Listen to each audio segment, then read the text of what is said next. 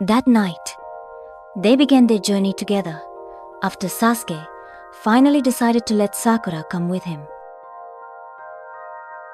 Sasuke was waiting for Sakura near the village gate. Then, from the distance, the soft sound of hurried footsteps broke the silence. Someone was running toward him. Sasuke-kun!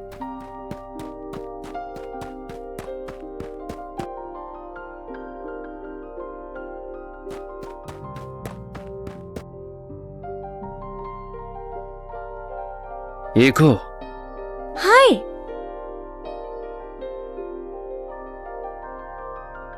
And their journey begins. The moon hung high in the sky, casting silver light across the quiet trail just beyond the gate.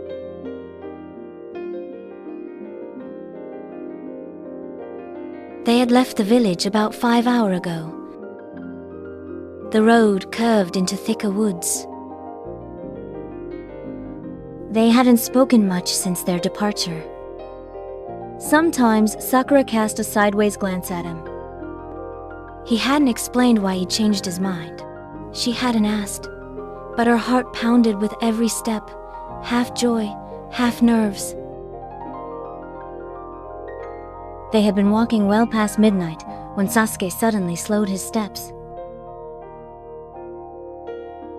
He came to a stop, his sharp eyes quietly scanning their surroundings, alert to the stillness of the night. ここで少し休もう。 Sasuke gave a subtle nod toward a small clearing ahead. The trees opened just enough to reveal a fallen log at its center, touched by soft moonlight. It was calm and still, an easy place to rest. "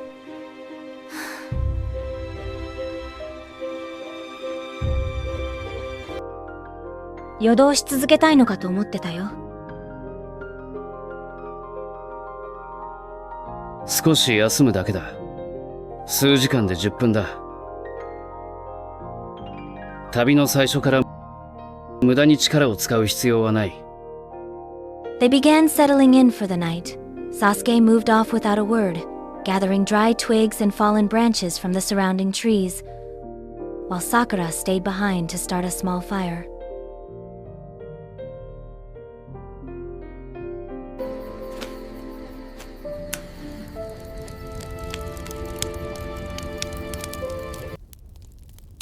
Sakura stole a glance at him as the firelight flickered across his features.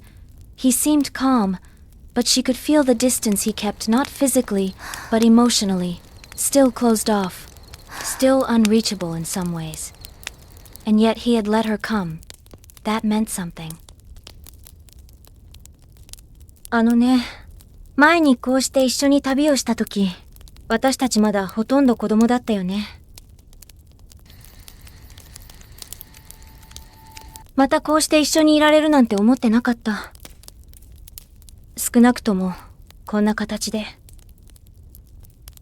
この旅には俺なりの理由がある。だが、最初から目的は変わらない。この班にとって最大の脅威をできる限り排除することだ。この一目、簡単じゃない。わかってるよ。私は、昔あなたが知っていた弱い女の子じゃない。いや、違う。俺は、同じチームだった頃から、お前を弱いと思ったことはない。The tension eased slightly, the old weight between them shifting into something lighter, more grounded. Still awkward, still distant, but no longer unfamiliar.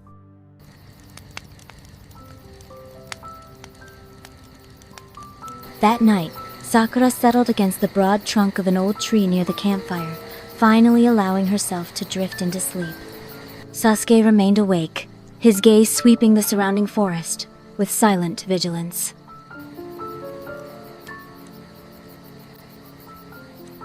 Every so often, he allowed his eyes to close for a brief moment of rest, but years of experience had honed his instincts.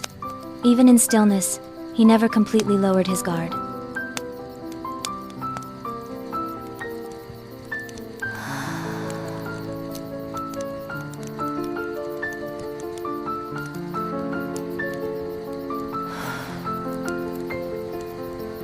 A few hours later, by the time the first light of dawn began filtering through the trees, they were already on their feet once more, continuing their journey. The forest path was narrow, winding through dense trees as the late afternoon light began to dim under thickening clouds. Sasuke and Sakura moved quietly, their steps light, senses sharp. The air felt heavier than before, the quiet, no longer calm. That was when Sakura felt it, a subtle shift in the air.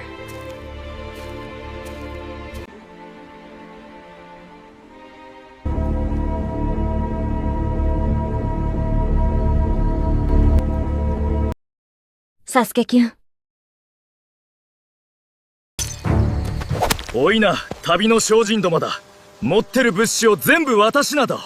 そうすりゃ痛い目にはたかわせねえな。They didn't recognize Sasuke and Sakura. 山賊.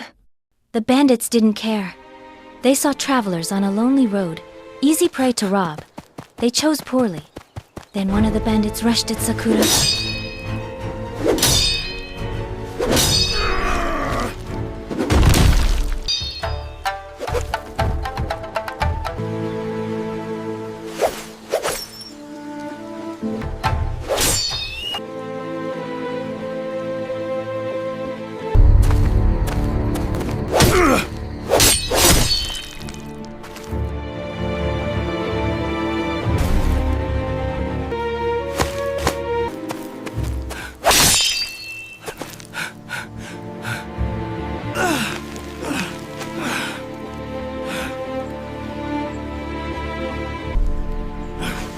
ただの山賊よ。きっとお腹を空かせてるだけ。奴らが先に攻撃してきた。Sakura knelt down to check for injuries. She found bruises and minor fractures, but nothing life-threatening. The first drops of rain began to fall, cool against the humidity. Ah, 雨が強くなる前に行こう。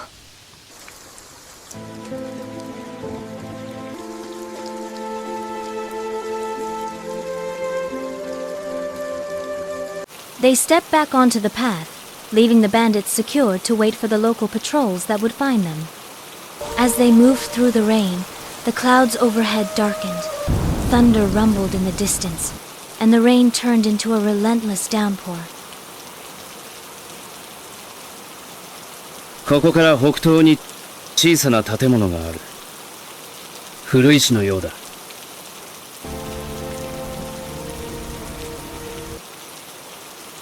じゃあ、そこへ向かおう。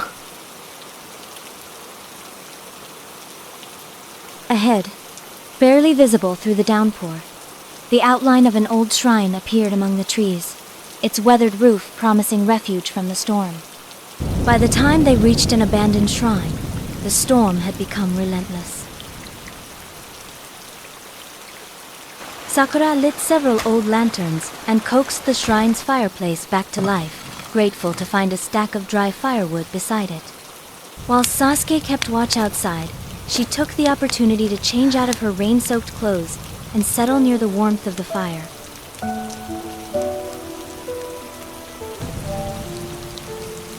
Only after making sure the surroundings and a chance to dry off himself, Sasuke stepped into the shrine. The room was now bathed in the soft glow of lantern light and the steady warmth of the hearth.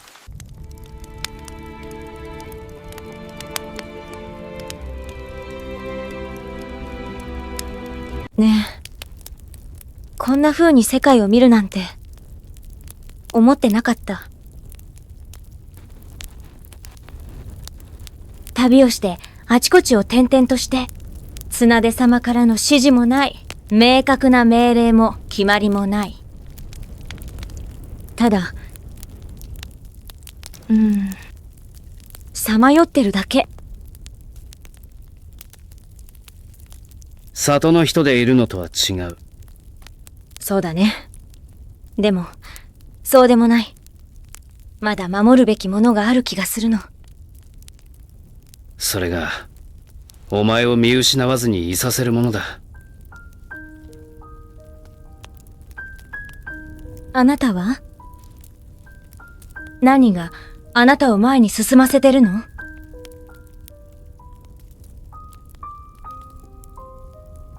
後悔。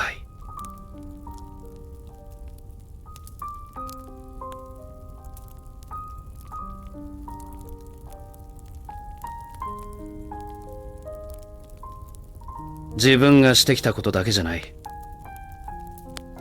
しなかったこともだ。耳を貸さなかった人たち、置き去りにしてきた人たちも。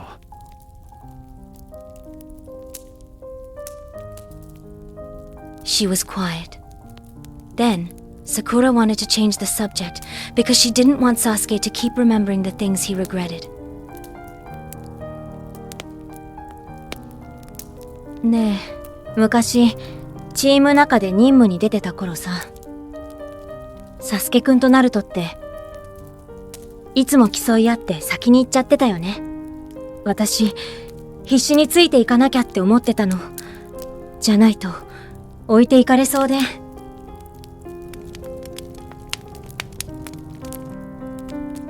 今でも、時々そう思っちゃう自分がいるみたい。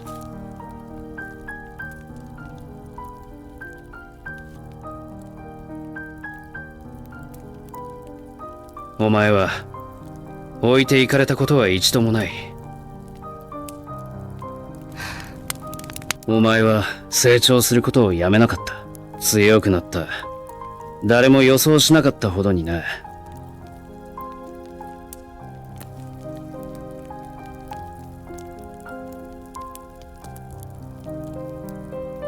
休めるうちに少し休もう。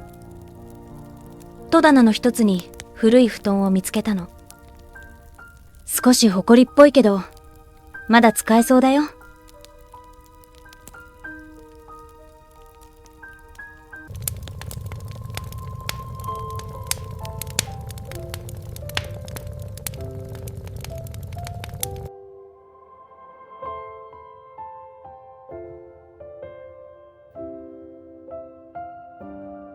サスケくん、本気だったの？